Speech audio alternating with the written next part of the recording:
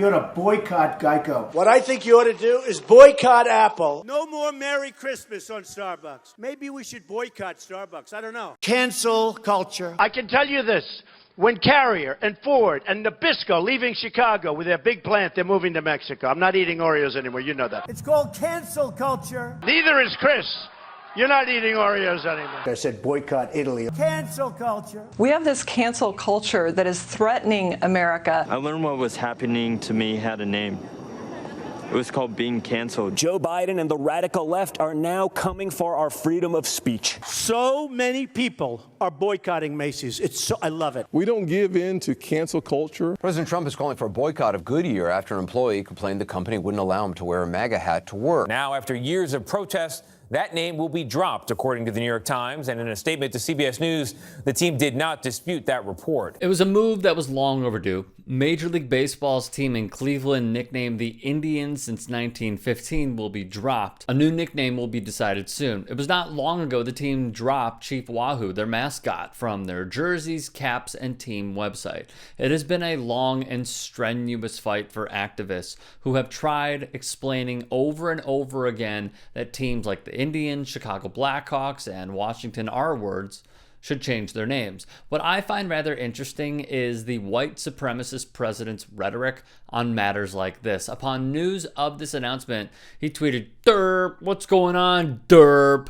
This is not good news, even for Indians. Cancel culture at work, derp." Now, no, it's not cancel culture. It's just the right thing to do. It's not lost on us that he's arguably one of the founders of cancel culture. But the thing is, Trump is the king of it. President Trump backing a big boycott of one of America's most iconic brands. He called for boycotting CNN with his usual tagline of fake news attached to his tweet. He called for boycotting Megyn Kelly's TV show, calling her sick and overrated on Twitter. He tweeted, "Everyone should boycott Vanity Fair for this reason." Trump turned to his keyboard, hurling insults via Twitter at Vanity Fair's editor, Graydon Carter.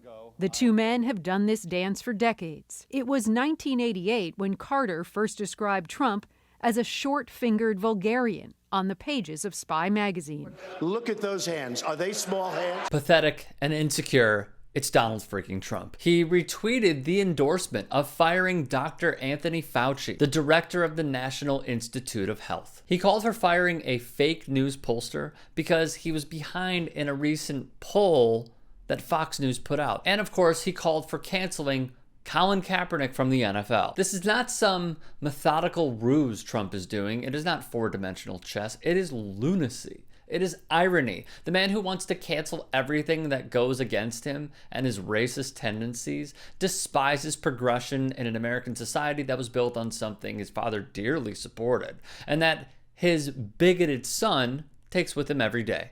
Trump is the emperor of cancel culture. He built its walls. He promoted and called for it at every turn. He implores his cult-like followers to join in, but in the very same location, he puts up a wall to keep them out of, say, Mar-a-Lago and Trump Tower. There is no art to this deal, only projection. And now, in the end, he is the man who has been canceled after all.